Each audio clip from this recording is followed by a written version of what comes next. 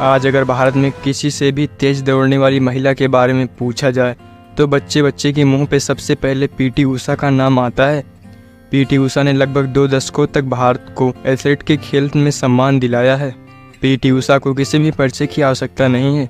उन्होंने ट्रैक पर अपने तेज दौड़ने का जादू कुछ इस तरह बिखेरा कि उन्हें क्वीन ऑफ इंडियन ट्रैक या गोल्डन गर्ल के नाम से जाना जाता है।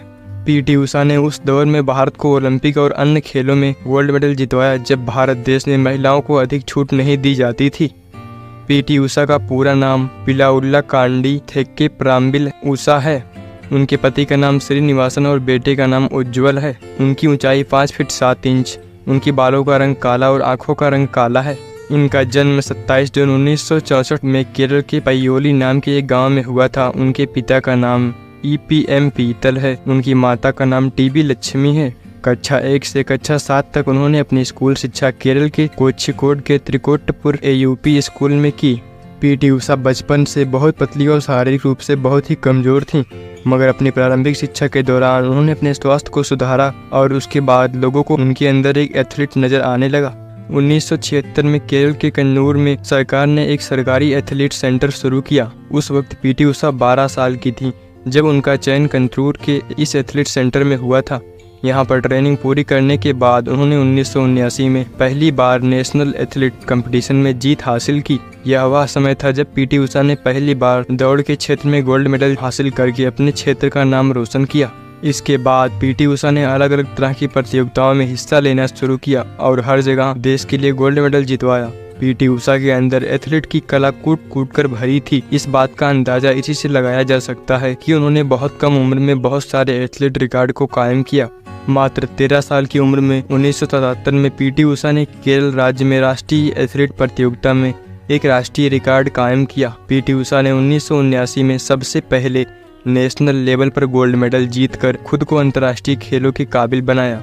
इसके बाद 1990 में पाकिस्तान ओपन नेशनल मीट में एथलीट के तौर पर हिस्सा लेकर उन्होंने अपने अंतर्राष्ट्रीय कैरियर की शुरुआत की। पाकिस्तान में भारत को पीटी उषा ने 4 स्वर्ण पदक एथलीट में दिलाए, जिसके बाद वह भारत में एक प्रचलित एथलीट बन गईं।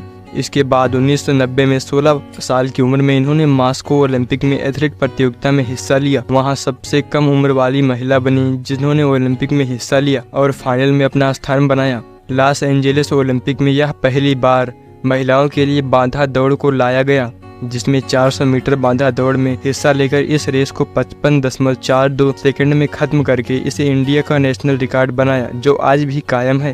पीटी उषा ने कुल 2 बार ओलंपिक के खेलों में हिस्सा लिया है। दोनों बार उनका प्रदर्शन इतना अच्छा रहा है कि आज भी ओलंपिक में पीटी उषा का प्रदर्शन याद किया जाता है।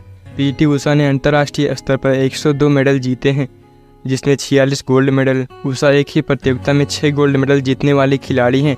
इसके अलावा एथलीट के क्षेत्र में सबसे ज्यादा स्वर्ण पदक जीतने का श्रेय भी पीटी उषा को ही दिया गया है। पीटी उषा के प्रदर्शन को देखकर उन्हें अलग अलग तरह का नाम दिया गया है, जिनमें Payyoli express, the golden girl और अन्य नाम शामिल हैं। उन्हें भारत सरकार की तरफ से पद्मश्री व अर्जुन पुरस्कार से नवाजा गया है। हालांकि बढ़ती उम्र को कारण बताकर पीटी उषा सन 2000 में एथलीट के खेल से पूर्ण रूप से संन्यास लेती हैं। आज पीटी उषा केरल में एक एथलीट स्कूल चला रही हैं, जहां वह अपने जैसे प्रभावी बच्चों को ओलंपिक के खेल में जीत हासिल करने के मार्गदर्शन देती हैं। पीटी उषा वर्तमान समय में राज्यसभा की सदस्य हैं। यह पद उन्हें सीधी राष्ट्रपति की तरफ से मिला है, क्योंकि वह एथलीट के खेल में बहुत अच्छी हैं। वह इतिहास में राज्यसभा के उपाध्यक्ष बनने वाली पहली नामांकित सदस्य हैं।